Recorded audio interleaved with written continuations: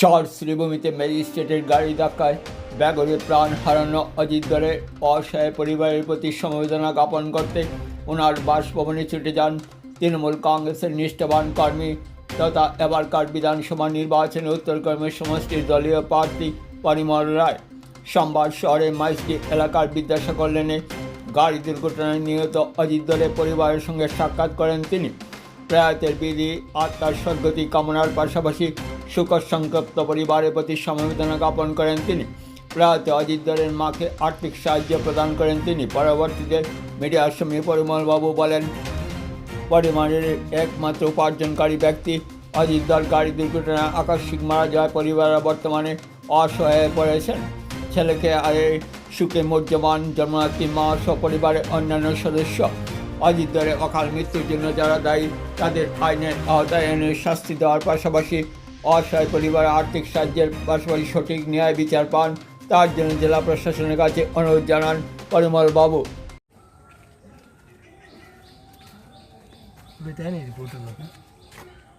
ম্যাজিস্ট্রেটের ধাক্কায় নিহত অজিত দলের বাড়িতে আজ আপনি এলেন, কি বলবেন? দেখুন, এটা অকস্মাৎ একটি ঘটনা। এই ঘটনায় করিমগঞ্জের মানুষ খুবই মর্মাহত। যে যুবকের অধীনে একটা পরিবার চলতো, দিনরাত পরিশ্রম করে সে অর্থ জোগাড় করে পরিবার চালাতো। তার বৃদ্ধ মাকে দেখে এলাম, পরিবারের সবাইকে দেখে এলাম। একটা বোনকে বিয়ে দিয়েছিল, সেই বোনও স্বামীর সংসার করতে পারেনি স্বামীর কিছু কুব্যবহারের জন্য, তো সেই পরিবারকেও সে চালায়। তো এসব ঘটনা খুবই দুঃখজনক, মর্মাহত। যার অধীনে এই পরিবারটি চলতো, আজ এই পরিবারটি পথে বসে গেল। আমরা তৃণমূল কংগ্রেস পক্ষ থেকে সামান্য একটা আর্থিক সাহায্য আমরা করেছি, কিন্তু সেটা যথাযথ নয়। তবে আমরা আইনি সাহায্যের ব্যাপারে আমরা সহযোগিতা করব এবং যাতে আইনি প্রক্রিয়ায় তারা কম্পেনসেশনটা এমএসিটি কেসের মাধ্যমে তারা পায়। এছাড়া দোষীদের একটা কড়া শাস্তি হওয়ার প্রয়োজন আছে, সেটাতে কোনো মার্সি করার প্রশ্নই উঠতে পারে না। আজকাল প্রতিনিয়ত এই ধরনের ঘটনা ঘটছে। কিছুদিন আগে ময়নাতে কানাইবাজার আসিমগঞ্জ জিপি, অধুনা কানাইবাজার আসিমগঞ্জ জিপির সুনামধন্য গাঁও পঞ্চায়েতের প্রাক্তন সভাপতি অচিন্ত কুমার চৌধুরী, তাকেও এভাবে মোটরসাইকেল ধাক্কা মেরে উনি মারা গেছেন। প্রতিনিয়ত অ্যাক্সিডেন্ট ঘটছে শহরের বুকে। আপনারা দেখবেন, গাড়ি চালায় যেদিকে তার ডান দিকে ক্রস করে যেতে হয়, বাঁ দিকে মোটরসাইকেল যাচ্ছে, ডান দিকেও গাড়ি যাচ্ছে। একজন গাড়ি চালক সে কোন দিকে তার গাড়ির ব্যালেন্স রাখবে? একটা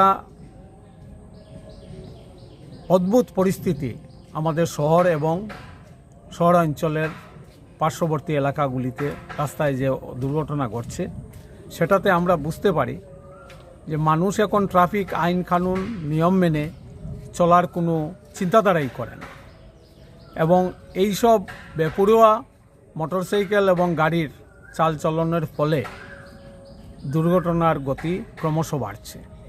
এবং এটা থেকে বাঁচার কী উপায় আছে সেটা ভগবান ছাড়া কেউ বলতে পারবেন না। রাস্তার পরিসর ছোটো হয়ে গেছে, গাড়ি ঘোড়া বাড়ছে, মোটরসাইকেল আছে, বিভিন্ন ধরনের যানবাহন আছে, কিন্তু আগের সেই 50 বছরের আগের চিন্তাধারার যে রাস্তা, সেই রাস্তাই বিদ্যমান আছে। গাড়ি থেকে একটা গাড়ি কিনলে 14 বছরের ট্যাক্স দিতে হয়, 15 বছরের ট্যাক্স দিতে হয়, একসঙ্গে ট্যাক্স সরকার নিয়ে নেয়, কিন্তু রাস্তার পরিসর আর বড় হচ্ছে না। এটা নিয়ে চিন্তাভাবনা আছে। যদি আপনার সরকার আসে তাহলে আপনি কী ব্যবস্থা গ্রহণ করবেন? দেখুন, আমরা এই সরকারের কাজকর্ম এবং তার কথাবার্তা দুটার মধ্যে অনেক ফারাক। আমরা সবসময় বলি যে শহর অঞ্চলকে দুর্ঘটনা প্রবণ থেকে বাঁচাতে হবে। যেখানে ভিড়ভাট্টা আছে সেখানে তার রাস্তা অতিক্রমণ করে যারা ব্যবসা বাণিজ্য চালায় কিংবা বেপরোয়া গতিতে গাড়ি মোটরসাইকেল চালায়, সেসব ব্যাপারে পুলিশ প্রশাসন এবং সরকারের দায়িত্ব আছে। কিন্তু এখন তো রাস্তায় বেরুলে পরে ভগবান ভরসা, বাড়িতে ফিরে আসবে কিনা মানুষ ভগবান ভরসা, কারণ প্রশাসনের এখানে কোনো অ্যাক্টিভিটি দেখা যাচ্ছে না।